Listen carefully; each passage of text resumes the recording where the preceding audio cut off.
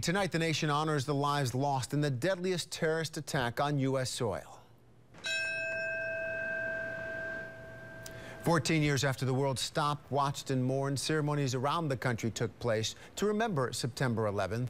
There were local ceremonies here, too, in Syracuse. 17 minutes of silence this morning. Fayette Firefighters Park marks the time between the first flight and the second going into the towers. In Oswego, the American flag is flying high over Bridge Street. In DeWitt, a ceremony to remember the victims at the 9/11 Memorial.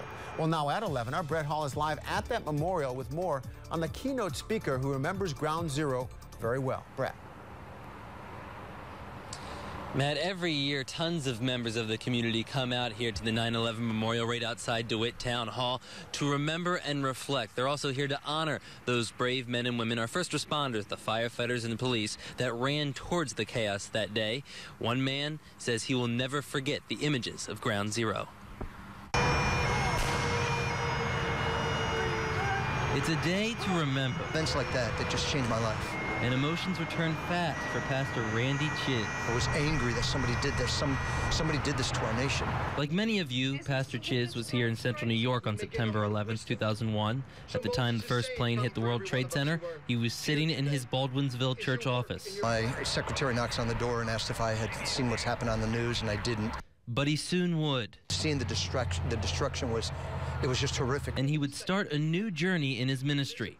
Within the month, he would begin to make trips to pray with others at Ground Zero. So nearly a year I had done that, about once a month, spending a week down there. Images forever planted in his brain.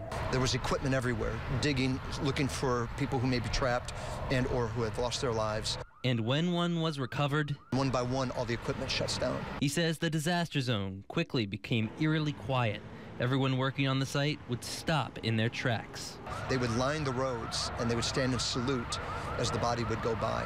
And I'm telling you, it was a sacred moment. It was just so powerful. Friday in DeWitt, he shared that experience with the crowd gathered at the 9/11 Memorial. Proud and pleased to be a part of it. Anyway, at all, I'm grateful. His one message: death happens without warning. So make sure you live every day like it could be your last.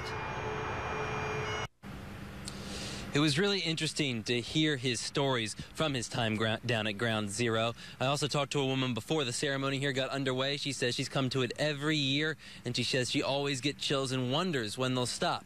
I talked to her after the ceremony, Matt, and she said she'll have the chills another year. And one quick moment, if we had a chance, when we were out here getting ready, people are still coming out to this memorial to pay their respects. Thank you, Brett. A nice way to wrap up this September 11th.